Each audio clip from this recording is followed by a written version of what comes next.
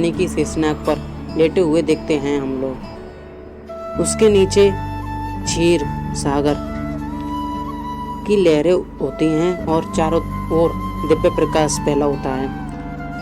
पर क्या आपने कभी सोचा है कि भगवान विष्णु शेषनाग पर क्यों सोते हैं? आइए जानते हैं इस दिव्य रहस्य की पूरी पौराणिक कथा। शेषनाग, जिन्हें अनंत शेष भी कहा जाता है, नागों के राजा हैं। वे स्वयं भगवान विष्णु के अनन्य भक्त हैं।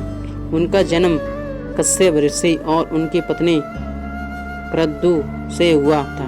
क्रतु से हजारों नागों का जन्म हुआ, परंतु शेषनाग सबसे अधिक तपस्वी जाने और धर्म पारायण थे। उनके भाई अनंत कपटी और अधर्म थे। वे झूठ बोलते, दूसरों को धोखा देते और अधर्म का साथ देते थे। शेषनाग को यह सब पसंद नहीं था। उन्होंने अपने पिता कश्यप से आज्ञा ली और वन की ओर तपस्या के लिए चले गए। पर्वत पर तपस्या करते समय शेषनाग दिखाई देते हैं। हजारों वर्षों की घोर तपस्या से भगवान विष्णु प्रकट हुए। उन्होंने शेषनाग से वर मांगने को कहा। शेषनाग बोले, हे ब्रह्मदेव, मुझे ऐसा सामर्थ्य दीजिए कि मैं धर्म की रक्षा कर सकूं और सृष्टि के संतुलन में सहायक बन सकूं। ब्रह्मा मुस्कुराए और बोले, तुम्हारी तपस्या से प्रसन्न होकर मैं तुम्हें अनंत बल, धैर्य और दिव्यता प्रदान करता हूँ। तुम स्वयं भगवान विष्णु के आसन बनोगे। भगवान विष्णु संहार और सृष्टि के माध्य की स्थिति पालन करता वह क्षीर सागर में शेषनाग पर योग निद्रा में विश्राम करते हैं। यह योग निद्रा कोई सामान्य नींद नहीं है। यह गहरी साधना और स्पष्टि के संतुलन की अवस्था है। भगवान विष्णु को शेषनाग पर शांति से लेटे हुए दिखाया जाता है। उनके चारों हाथ में शंख, चक्र, गदा और पद्म। शेषनाग पर नाम अंत इसलिए है क्योंकि वह अंत ऊर्जा का प्रतीक है। उनका कोई अंत नहीं। जब भगवान विष्णु योग निद्रा में होते हैं तो शेषनाग उन्हें अपनी विशाल कुंडलियों में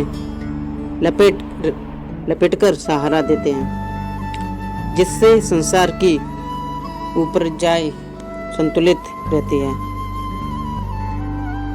एक अन्य कथा के अनुसार जब भगवान विष्णु सृष्टि के आरंभ से पूर्व क्षीर सागर में विश्राम कर रहे थे, तब उनकी नाभि से कमल प्रकट हुआ और उस कमल पर ब्रह्मा जी उत्पन्न हुए। इसलिए शेषनाग भगवान विष्णु के धर्म और ऊर्जा के आसन हैं, जो उन्हें ध्यान और योग में स्थिर रखते हैं। पौराणिक कथा के प्रतीक अर्थ भी होते हैं। शेषनाग का अर्थ है बाकी जो बचा है, यानी अनंतता। विष्णु का सहन एक बात का संकेत है कि जब सृष्टि ने चल रही होती है, जब समय थम जाता है, तब भी चेतना जागृत होती है, अवस्था में होती है। शेषनाग पर शयन करते विष्णु और यह सिखाते हैं कि सृष्टि अनंत है और हर अंत के बाद एक नई शुरुआत होती है। स्क्रॉल। शेषनाग का सहारा हमें भी सिखाता है कि जब मन स्थिर होता है, जब अहंकार शांत होता है, तभी ही परमात्मा योग निद्रा में प्रवेश कर सकते हैं। तो अगली बार जब आप भगवान विष्णु को शेषनाग पर शयन करते हुए देखें, जानिए वे सिर्फ विश्राम नहीं कर रहे वे संपूर्ण ब्रह्मांड की चेतना को संतुलित कर रहे हैं। शेषनाग पर उनका शयन धर्म, संतृप्तता और